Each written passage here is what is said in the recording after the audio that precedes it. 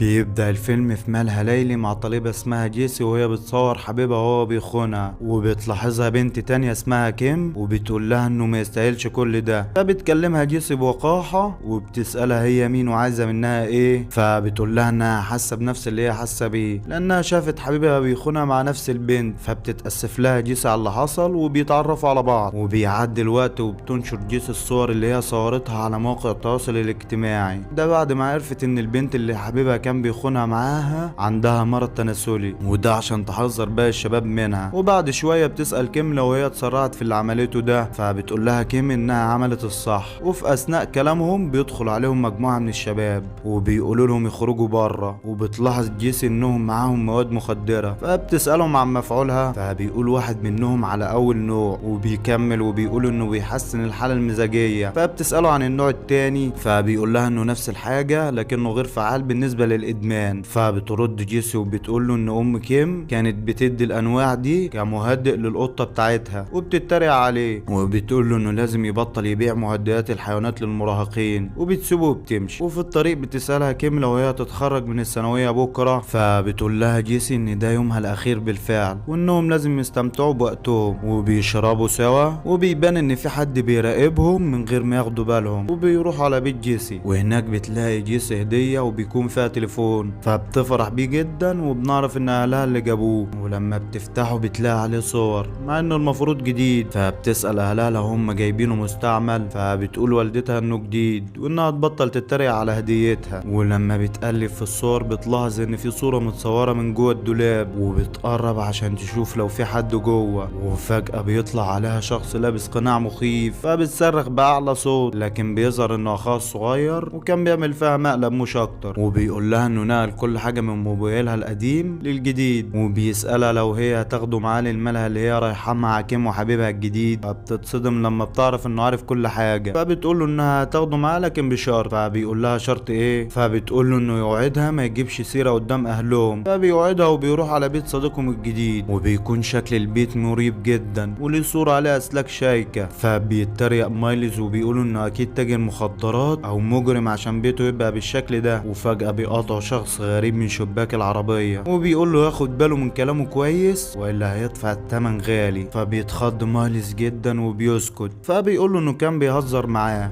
وبنعرف ان ده لوغان صديق جيسي الجديد، وبيروحوا كلهم على الملهى وبيتعرفوا على بعض في الطريق. فبيسأل مايلز عن مكان الملهى اللي هم رايحينه، فبيقول له لوغان على المكان، وبيكمل وبيقولوا انهم مش بيدخلوا حد اقل من 18 سنة لكنه هيشوف طريقة وهيدخله معاهم. وبنروح لحبيب جيسي القديم بعد ما شاف الصور اللي نشرتها جيسي، وفجأة بيقابله شخص مقنع وشكله مريب. فبيسأله هو مين، لكن المقنع ما بيردش عليه. وفجأة بيطلع سكين من جيبه، فبيهرب كنت فورا من المكان، وبيطارده المقنع وبيقدر كنت يستخبى منه، وبيحاول يتصل بجيسي. وبنروح لجيسي بعد ما وصلت للملهى، وبيجي لها تليفون من كنت، فبتقرر تنتقم منه، وبتروح عند يانغ وبترد، وبتبوس يانغ عشان تحرق دمه وتوريه هي مبسوطة قد ايه مع يانغ. وبيكون كنت بيطلب منها المساعدة، وفجأة بيجي المقنع من وراه وبيخلص عليه. وكل ده وجيسي ما بتاخدش بالها لحد ما بيجي المقنع وبيقفل المكالمة. وبتروح عند كيم مرة تانية، وبتشوف كيم وهي بتتعاطى المخدرات على تليفونها، وبتسأل جيسي لو هي عايزة تجرب. ورغم قلق جيسي بتقول لها انها ما عندهاش مانع. ولما بتقرب جيسي بتوقع تليفون كيم من غير ما تقصد، فبتاخد جيسي تليفونها وبتقول لها انها هتعمل مكالمة. وبتخرج بره الحانة، وفجأة بيجي شخص وبيخطفها. وبعد شوية وقت بتلاحظ جيسي ان كيم مش موجودة، وبتدور عليها لكنها ما بتلاقيهاش. فبتسأل يانغ ومايلز لو حد منهم شافها، فبيقول لها يانغ انها ممكن تكون روحت عادي. فبتقول له جيسي ان تليفونها مع كيم، وبتاخد تليفون مايلز عشان تتصل عليه لكنها بتلاقي البريد الصوتي. فبيتريق عليها مايلز وبيخمن ان كيم كانت بتستغلها من الاول عشان تسرقها. فبتسأله جيسي لو نقل كل حاجة من تليفونها القديم للجديد، فبيقول لها بالفعل انه عمل كده. فبتتصدم جيسي وبيسألها يانغ عن السبب، فبتقول له ان حسابات البريد الالكتروني وحساباتها البنكية وارقام تليفوناتها وصورها الشخصية كل دول موجودين على التليفون. فبيقول لها مايلز انه برغم كل ده يقدر يوصل لموقع التليفون، وبيتحركوا كلهم على مكان التليفون لحد ما بيوصلوا لبيت غريب في حتة مقطوعة. فبينزلوا وبيخبطوا على الباب لكن محدش بيرد عليهم، فبيحاولوا يدخلوا لكن البيت بيكون مقفل مقفل من كل حته، وبيبان ان في حد بيتحرك جوه لكنهم ما بياخدوش بالهم، لحد ما مايلز بيلاقي فتحه ورا البيت وبيفتح لهم الباب وبيدخلوا وبيستكشفوا المكان اللي بيكون شكله مريب جدا.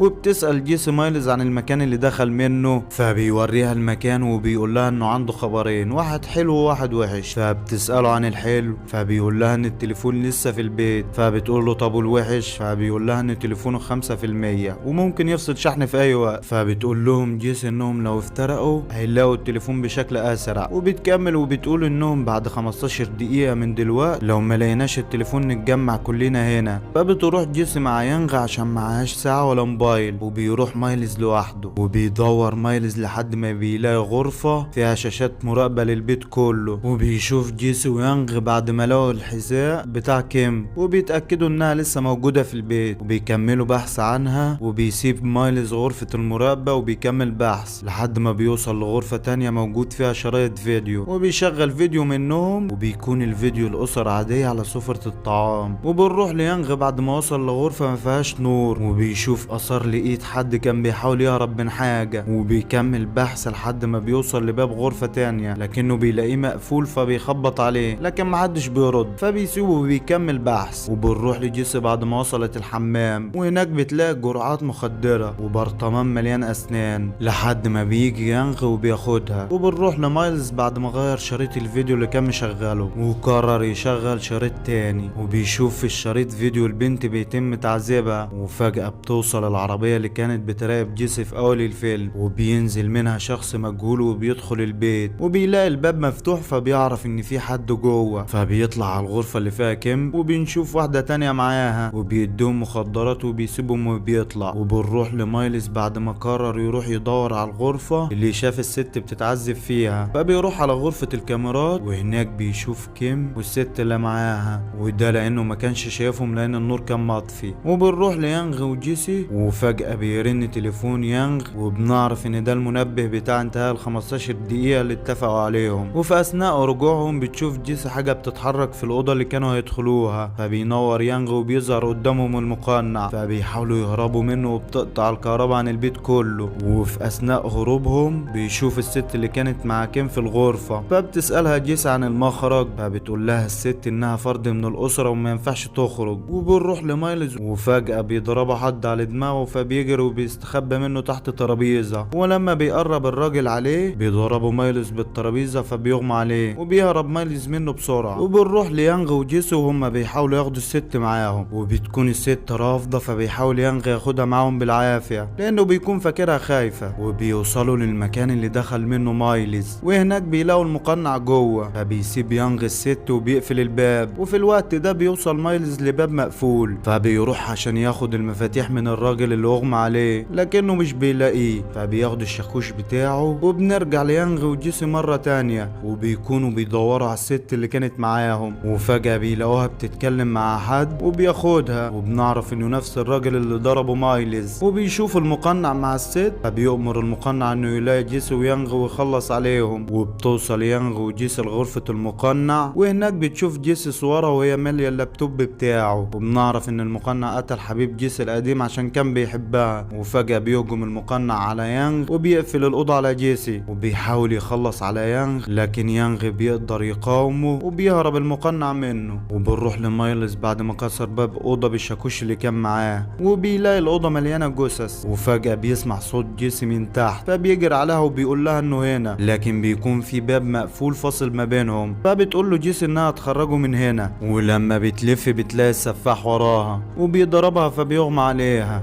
وبعد شوية بتفوق وبتلاقي نفسها مربوطة في غرفة المقنع، وبيجي السفاح وبيعلق لها مخدر وبيقول لها ان ابنه اختارها هي. وبعدها بيجي المقنع فبتحاول جيسي تستدرجه عشان يفكها، وبعد ما بيفكها بتقول له يوريها الصور اللي في الجهاز بتاعه. ولما بيروح بتحاول تهرب لكنه بيلاحظها فبيهجم عليها عشان يربطها مرة تانية، لكن المرة دي بتقدر تغرز السكينة في رقبته وبيموت. وبنروح ليانغ وهو بيدور عليها، وبتشوفه كيم وبتقوله انها كانت فاكرة انها مش هتشوفه تاني، وبتتأسف له على اللي هيحصل. وفجأة بيجي عليهم السفاح، فبتستخبى كيم وراه وبيكون في ايدها سكينة، وبتيجي جيسي من وراهم وبتشوف السكينة اللي في ايد كيم، فبتتأسف لها كيم وبتخلص على يانغ. وبنعرف ان كيم كيم تبقى بنت السفاح واخت المقنع، وان الست اللي شفناها معاها دي تبقى امها. ولما بتشوف جيسي اللي حصل بيغمى عليها وبياخدها السفاح للغرفة مرة تانية، ولما بتفوق بتلاقي كيم قدامها وبتقول لها انها من عيلتهم من قبل ما تيجي هنا، وبتكمل وبتقول لها انها كانت مرتبة كل حاجة مع والدها، لكنها ما كانتش مرتبة انها تجيب اخوها وينغي معاهم وهم اللي جنب رجليهم. فبتتعصب عليها جيسي وبتقول لها انها شخص مريض لانها مش ملك ليها ولا لوالدها عشان تاخدها. فبتقول لها كيم انها ما كانش المفروض تيجي وراها لحد هنا. فبتسألها جيسي عن اخوها، فبتسكت كيم وبتخمن جيسي انه مات، وبتقول لها انهم كده متعادلين. فبتسألها كيم عن قصدها، وفجأة بيدخل السفاح وبيبان انه عارف انه ابنه مات، وقبل ما يهجم عليها بيجي مايلز من وراه وبيخلص عليه. فبتحزن كيم على ابوها جدا، وفي الوقت ده بيكون مايلز بيحاول يفك اخته وبيهربوا من المكان، لكن كيم بتطاردهم وبتهجم على جيسي لحد ما بتقدر جيسي تزق كيم على حديدة، فبتدخل في بطنها وبتموت. وبياخد مايلز اخته اخيرا وبيخرجوا من المكان وبينتهي الفيلم. يا ريت بقى لو عجبك الفيلم ما تنساش تعمل لنا لايك على الفيديو واشتراك في القناة وتفعل زر الجرس عشان يوصلك كل جديد.